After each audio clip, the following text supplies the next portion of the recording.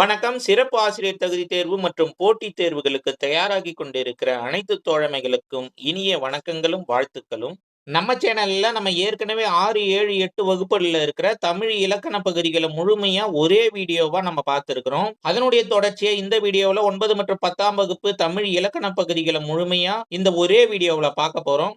வீடியோக்குள்ள போறதுக்கு முன்னால ஒரு விஷயத்த நான் தெளிவுபடுத்திக்கிறேன்.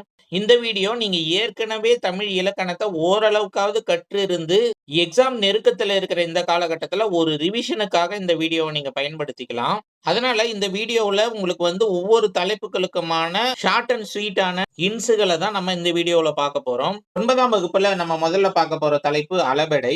அளபெடைன்னா அளபெடுத்தல், அதாவது நீண்டு ஒலித்தல்னு அர்த்தம். இதுல பாத்தீங்கன்னா 2 வகை இருக்கு. உயிரளபெடை, ஒற்றளபெடை. இதுல உயிரளபெடையில 3 வகைகள் இருக்கு. அதுல முதல் செய்யுள் இசை அளபெடை. இத நம்ம என்னன்னு சொல்றோம்? இசை நிறை அளபெடைன்னு சொல்றோம். இது செய்யுள்ல ஓசை குறையும் போது அந்த ஓசையை நிறைவு செய்வதற்காக அளபெடுத்தல தான் நம்ம செய்யுள் இசை அளபெடை அப்படின்னு சொல்றோம். இதை எப்படி கண்டுபிடிக்கிறதுன்னு பார்த்தோம்னா, ஓரசை சீர் ஈரசை சீராக மாறும். புரியுதுங்களா? இதுல பாத்தீங்கன்னா அளபெடுத்த பிறகு ஈரசை சீராக இருந்தால் அது கண்டிப்பாக செய்யுள் இசை அளபெடை தான்.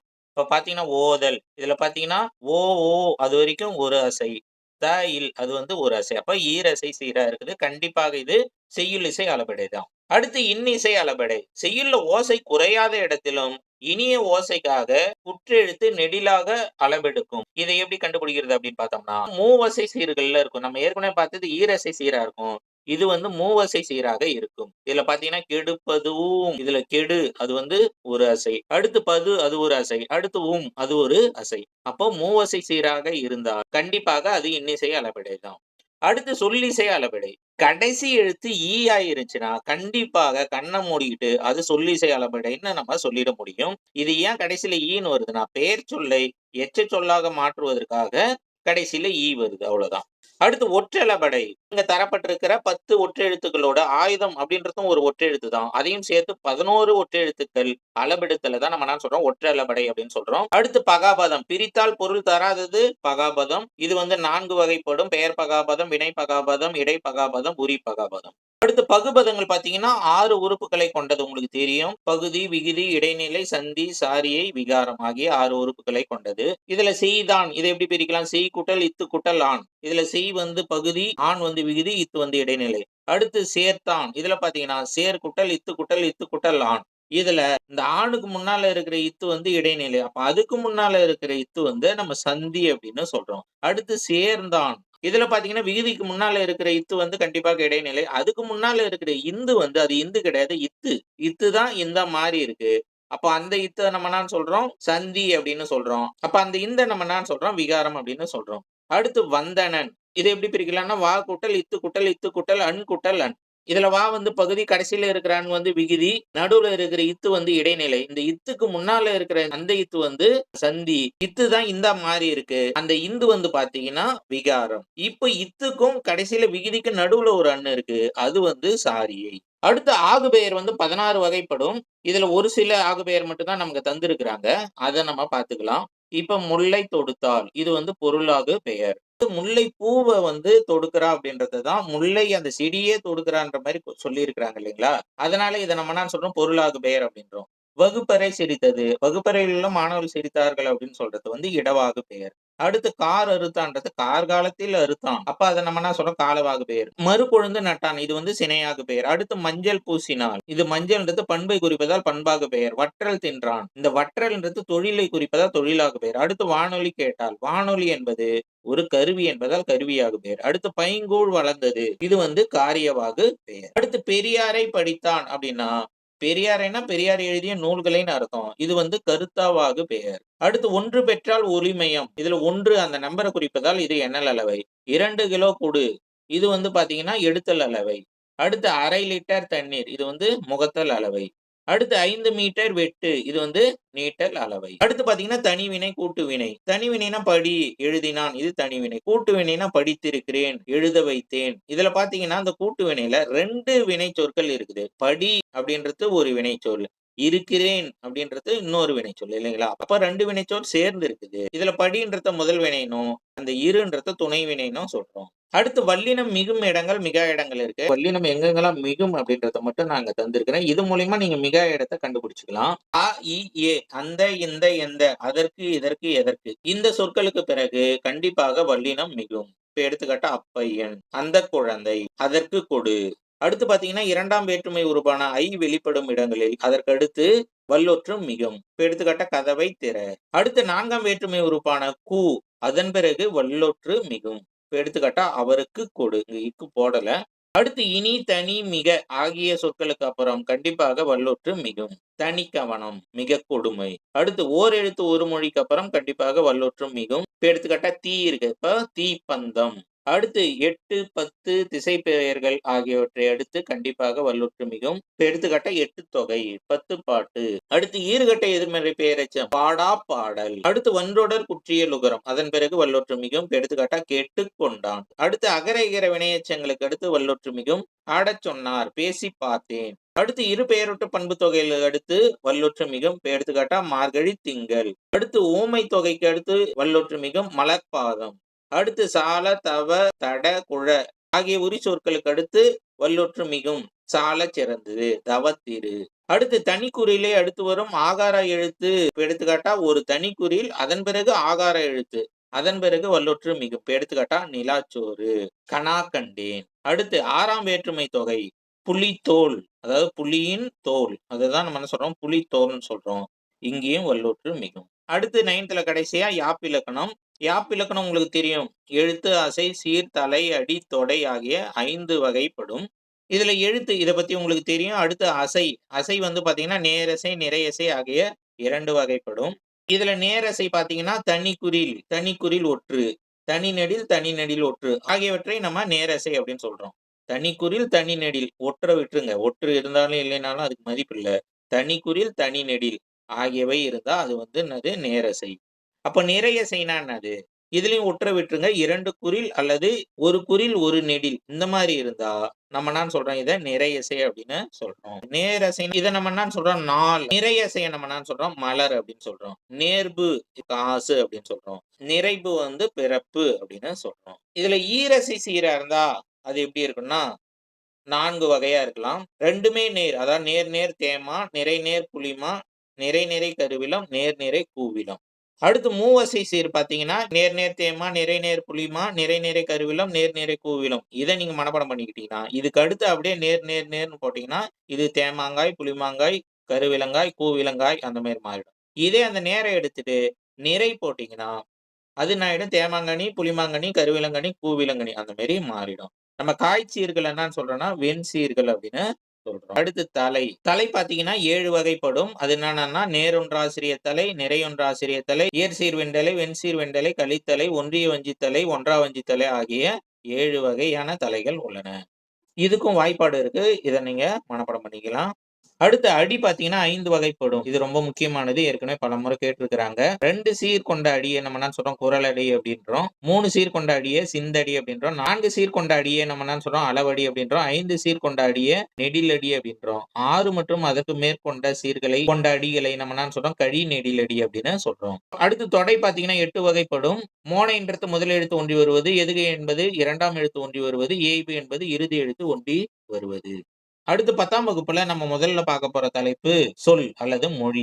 3 வகையான மொழிகள் உள்ளன. தனிமொழி, தொடர்மொழி, பொதுமொழி. தனிமொழி பார்த்தீங்கன்னா கண், படி ஆகியவை தனிமொழி. தொடர்மொழினா கண்ணன் படித்தான். அடுத்து பொதுமொழி அப்படின்னா இப்ப 8ன்னு ஒரு நம்பர் இருக்கு. சேர்த்து சொல்லும்போது 8ன்றது நம்பரு. பிரிச்சு சொல்லும்போது எல் கூட்டல் து அப்படின்னு பிரிக்கலாம். இதுக்கு அர்த்தம் என்னன்னா, அதாவது எல்லை உன் என்று பொருள். அதே போல வேங்கை என்பது சேர்த்து படிக்கும்போது ஒரு மரத்தை குறிக்கும். வேங்கை மரத்தை குறிக்கும். இதே நம்ம பிரிச்சோம்னா வே கூட்டல் கை அப்படின்னு பிரிக்கலாம். இதுக்கு அர்த்தம் என்னன்னா வேகும் கை அப்படின்னு பொருள். அடுத்து தொழிற்பெயர். விகுதி பெற்ற தொழிற்பெயர். இப்ப பேசுதல். இதுல தல் என்பது விகுதி. அடுத்து ஆட்டம். இதுல பாத்தீங்கன்னா அம்மு என்பது விகுதி. அடுத்து வாழ்க்கை. இதுல கை என்பது விகுதி. அடுத்து பல விகுதி பெற்றது. ஒரே வினையடி பாத்தீங்கன்னா பல விகுதிகளை கொண்டு வரும். எடுத்துக்காட்டா நட அப்படின்ற வினையடி பாத்தீங்கன்னா நடை அப்படின்னும் சொல்லலாம். அடுத்து நடத்தல் அப்படின்னும் சொல்லலாம். அடுத்து முதல் நிலை தொழிற்பெயர் அப்படின்னா வினையடியே தொழிற்பெயராவும் இருக்கும். இப்ப எடுத்துக்காட்டா தட்டு. அடுத்து பார்த்தீங்கன்னா, முதல் நிலை திரிந்த தொழிற்பெயர். வினையடியே கொஞ்சம் மாறி தொழிற்பெயரா மாறும். இப்ப எடுத்துக்காட்டா, கெடு என்பது வினையடி. கேடு என்பது முதல் நிலை திரிந்த தொழிற்பெயர். அடுத்து சுடு என்பது வினையடி. சூடு என்பது முதல் நிலை திரிந்த தொழிற்பெயர். அடுத்து தொகாநிலை தொடர்கள் பார்த்தீங்கன்னா 9 வகைப்படும். முதல்ல எழுவாய் தொடர். இப்ப கண்ணன் வந்தான், கண்ணன் வந்தானா, கண்ணன் ஆசிரியர் ஆகியவையெல்லாம் என்னது? எழுவாய் தொடர். அடுத்து விழித்தொடர். நண்பா வா.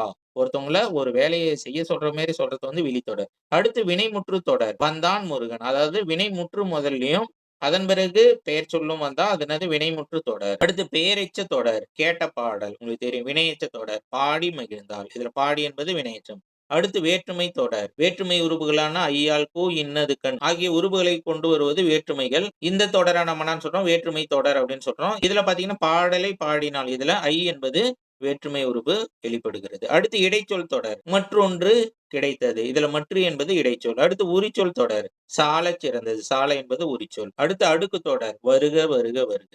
அடுத்து தொகாநிலை தொடர்கள் பாத்தீங்கன்னா 6 வகையா இருக்குது. 1 வேற்றுமை தொகை. நம்ம வேற்றுமை தொடர் ஏற்கனவே பார்த்தோம். அதுல வந்து வேற்றுமை உருபு வெளிப்படும். இதுல வந்து வேற்றுமை உருபு வெளிப்படாது, மறைந்து வரும். இப்ப எடுத்துக்காட்டா மதுரை சென்றார் அப்படின்னா மதுரைக்கு அந்த கூ வந்து இங்க வேற்றுமை உருபு மறைஞ்சு வந்திருக்குது. அடுத்து உருபும் பயனும் உடன் தொக்க தொகை. இதுல பாத்தீங்கன்னா தேர்ப்பாகன். தேரினை ஓட்டும் பாகன். இதுல தேரினை ஐ என்பது மறைஞ்சு வந்திருக்கு. இந்த ஓட்டும் அப்படின்ற செயலும் மறைஞ்சு வந்திருக்கதால இதை நம்ம என்ன சொல்றோம்? உருபும் பயனும் உடன் தொக்க தொகை அப்படின்னு சொல்றோம். அடுத்து வினைத்தொகை. உங்களுக்கு தெரியும். வளர்தமிழ். பண்பு தொகை. செங்காந்தல். பண்பு தொகையில இன்னொன்னு இருக்குது. இரு பெயரொட்டு பண்பு தொகை. அதாவது சிறப்பு பெயர் முதல்லயும் பொது பெயர் பின்னாலையும் வருவது. சாறை என்பது ஒரு பாம்பு. அதையே சேர்த்து சாறை பாம்புன்னு சொல்றது இரு பெயரொட்டு பண்பு தொகை. சிட்டுக்குருவி. சிட்டு என்பது ஒரு குருவியின் பெயர். அது பக்கத்துல அதனுடைய பொது பெயரையும் சேர்த்து சொன்னா சிட்டுக்குருவி என்பது இரு பெயரொட்டு பண்பு தொகை. அடுத்து ஓமை தொகை. மலர்கை. அடுத்து உம்மை தொகை. அண்ணன் தம்பி. இந்த இரு பெயரொட்டு பண்பு தொகை, ஓமை தொகை ஆகியவற்றெல்லாம் ஒற்றெழுத்து மிகும். உம்மை தொகையில ஒற்றெழுத்து மிகாது. அண்ணன் தம்பி. இரவு பகல். அடுத்து அன்மொழி தொகை. சிவப்பு சட்டை பேசினார். முறுக்கு மீசை வந்தார். சிவப்பு சட்டை அணிந்தவர் பேசினார் அப்படின்னு தான் இருக்கணும். அதனால நம்ம என்ன சொல்றோம்? அந்த அணிந்தவர்ன்றது மறைந்து இருக்குது. அதனால நம்ம இத அன்மொழி தொகை அப்படின்னு சொல்றோம். அடுத்து வழு, வழாநிலை, வழுவமைதி. வழுன்னா பிழைன்னு அர்த்தம். வழாநிலைனா பிழையின்றி சரியாக பேசுதல் வந்து வழாநிலை. வழு அமைதினா பிழையான நிலை தான். இருந்தாலும் அத வந்து அக்செப்ட் பண்ணிக்குவாங்க, ஏத்துக்குவாங்க ஏதோ ஒரு காரணங்களால. அத நம்ம என்ன சொல்றோம்? வழுவ அமைதி அப்படின்னு சொல்றோம். இந்த வழுவ அமைதியில நம்ம முதல்ல பார்க்க போறது திணை வழுவ அமைதி. உயர்திணைய அஃறிணை போலயும், அஃறிணைய உயர்திணை போலயும் சொல்லுவாங்க. இப்ப எடுத்துக்காட்டா மாட்ட வந்து அம்மா வந்தா அப்படின்னு சொல்லுவாங்க. மாடு வந்தத அம்மா வந்தா அப்படின்னு சொன்னாங்கன்னா, அஃறிணைய உயர்திணையா சொல்றாங்க. இருந்தாலும் அந்த மாட்டு மேல கொண்ட பாசத்தால சொல்றதால, இது வந்து நம்ம என்ன சொல்றோம்? திணை வழுவ அமைதி. அடுத்து பால் வழுவ அமைதி. அதாவது ஆண்பாலை பெண்பாலை போலவும், பெண்பாலை ஆண்பாலை போலவும் சொல்லுவாங்க. இப்ப எடுத்துக்காட்டா வாடா ராசா அப்படின்னு சொல்லிட்டு பொண்ண சொல்லுவாங்க. அடுத்து இட வழுவ அமைதி. இந்த கபிலன் பொய் கூற மாட்டான். இதுல பாத்தீங்கன்னா இந்த கபிலன் அப்படின்றது அவரை தான் சொல்றாரு. தன்னிலையை சொல்றாரு. ஆனா என்ன சொல்றாரு? தேர்ட் பெர்சன போல சொல்றாரு. அப்போ இது வந்து இட வழுவ அமைதி. அடுத்து கால வழுவ அமைதி. பிரதமர் நாளை வருகிறார். பிரதமர் நாளை வருவார்ன்னு தான் சொல்லணும். ஆனா வருகிறார்ன்னு ஏன் சொல்றாங்கன்னா, அது வந்து நிச்சயமான ஒரு செயல்றதால, இங்க வந்து அத கால வழுவ அமைதி அப்படின்னு சொல்றோம். அடுத்து மரபு வழுவ அமைதி. கத்தும் குயில் ஓசை. குயில் வந்து கூவும் இல்லைங்களா? ஆனா இங்க கத்தும் அப்படின்னு இருக்குது. இருந்தாலும் இத வந்து பாட்டோட சந்தத்துக்காக ஏத்துக்கலாம். அதனால இத நம்ம என்ன சொல்றோம்? மரபு வழுவ அமைதி அப்படின்றோம். அடுத்து அகப்பொருள் இலக்கணம் பார்த்தீங்கன்னா 5 வகைப்படும். உங்களுக்கு தெரியும். அன்பின் ஐந்திணை அப்படின்னு சொல்லுவாங்க. நிலம் வந்து 5 வகை உங்களுக்கு தெரியும். இந்த அகப்பொருள் இலக்கணத்துல நம்ம முதல்ல பார்க்க போற தலைப்பு பெரும்பொழுது. பெரும்பொழுதுன்றது ஒரு ஆண்டோட 6 கூறுகள். இப்ப நீங்க வந்து இளவேனிற் காலம், இப்ப சித்திரை வைகாசியில தான் நம்ம ஸ்டார்ட் பண்ணுவோம் ஆக்சுவலா.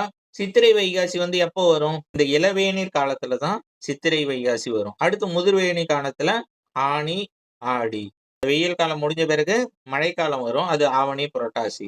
மழைக்காலம் முடிஞ்ச பிறகு குளிர்காலம் வரும். அத நம்ம என்ன சொல்றோம்? ஐப்பசி, கார்த்திகை. அதன் பிறகு பனிக்காலம் வரும். அது மார்கழி, தை. பின்பனி காலத்த மாசி, பங்குனி அப்படின்னு சொல்றோம். திரும்பி இளவேனிற் காலம் வரும். நீங்க இத நம்மளுடைய தமிழ் மாசம் அந்த இதிலே பார்த்து பொருத்தி வச்சா கூட அப்படியே கரெக்ட்டா. அதே போல சிறுபொழுதுக்கும் இதே போல அட்டவணை இருக்கு. அடுத்து பார்த்தீங்கன்னா, தெய்வம், மக்கள், உணவு, விலங்கு, பூ, மரம் இதெல்லாம் குடுத்திருக்கிறாங்க. இதெல்லாம் நம்ம சொன்னோம்னா நேரம் பத்தாது. இத நீங்க படிச்சுக்க வேண்டியது தான். அடுத்து பார்த்தீங்கன்னா, புறப்பொருள் இலக்கணம். இது வந்து 12 வகைப்படும். இத அப்படியே 2, 2ஆ நீங்க ஞாபகம் வச்சுக்கலாம். வெட்சி, கரந்தை, வஞ்சி, காஞ்சி, உழிஞை, நொச்சி, தும்பை, வாகை, பாடான் பொதுவியல், கைக்கிளை, பெருந்திணை அப்படின்னு சொல்லிட்டு நீங்க 2, 2ஆ ஞாபகம் வச்சுக்கலாம். இத மனப்பாடம் பண்றதுக்காக நான் ஒரு ஸ்லோகன் கண்டுபிடிச்சிருக்கிறேன். அதையும் கூட நீங்க சேர்த்து பார்த்துக்கலாம். வெட்கத்தால் கரைந்த வஞ்சி, காதலால் உழன்று நொந்து, துன்பத்தால் வாடினாள். அப்படி 3, 3ஆ. வெட்கத்தால் கரைந்த வஞ்சி, காதலால் உழன்று நொந்து, துன்பத்தால் வாடினாள். இத வச்சீங்கன்னா, வெட்கத்தால்ன்றது வெட்சி, கரைந்த கரந்தை, வஞ்சி வஞ்சின்னே இருக்கு. காதலால் காஞ்சி அப்படின்னு சொல்லிட்டு நீங்க ஞாபகம் வச்சுக்கலாம். திரும்பி சொல்றேன். வெட்கத்தால் கரைந்த வஞ்சி, காதலால் உழன்று நொந்து, துன்பத்தால் வாடினாள். அடுத்து பார்த்தீங்கன்னா, பா வகை மற்றும் ஓசை வகை. பா வகை வந்து 4 பா வகைகள் இருக்கு. வெண்பா, ஆசிரியப்பா, கலிப்பா, வஞ்சிப்பா. வெண்பா வந்து செப்பல் ஓசை உடையது, ஆசிரியப்பா அகவல் ஓசை உடையது, கலிப்பா துள்ளல் ஓசை உடையது, வஞ்சிப்பா தூங்கல் ஓசை உடையது. இவ்வளவுதாங்க 9 மற்றும் 10ஆம் வகுப்பு தமிழ் இலக்கணத்துல இருக்கிற பகுதிகளின் தொகுப்பு. என்னால முடிஞ்ச வரைக்கும் இதுல இருக்கிற எல்லா டாபிக்கையும் ஒரு குறுகிய நேரத்துக்குள்ள உங்களுக்கு ரிவிஷன் பண்றதுக்காக எடுத்து வந்து தந்திருக்கிறேன். இந்த வீடியோவோட பிடிஎஃப் வந்து என்கிட்ட இருக்கு. இந்த வீடியோவுக்கு ஹை பாயிண்ட் கொடுத்துட்டு கமெண்ட் பாக்ஸ்ல எஸ்ன்னு கமெண்ட் பண்றவங்களுக்கு மட்டும்தான் இதோட பிடிஎஃப் ஃபார்மேட்டை நான் கொடுப்பேன். உங்களுக்காக நான் நிறைய நேரம் ஒர்க் பண்ணி இந்த பிடிஎஃபையும் வீடியோவையும் மேக் பண்ணி கொண்டு வந்திருக்கிறேன். என்னோட உழைப்புக்கு ஒரு அங்கீகாரம் நீங்க கொடுக்கணும்னா தயவு செய்து இன்னும் சப்ஸ்கிரைப் செய்யாத தோழர்கள் நம்ம சேனல் அறிவுமதி அகாடமி சப்ஸ்கிரைப் செய்து கொள்ளுமாறு பணிவுடன் கேட்டுக்கிறேன். அனைத்து தோழர்களும் தேர்வுகளில் வெற்றி பெற வாழ்த்துக்கள். தேங்க்யூ. பபாய். Take care.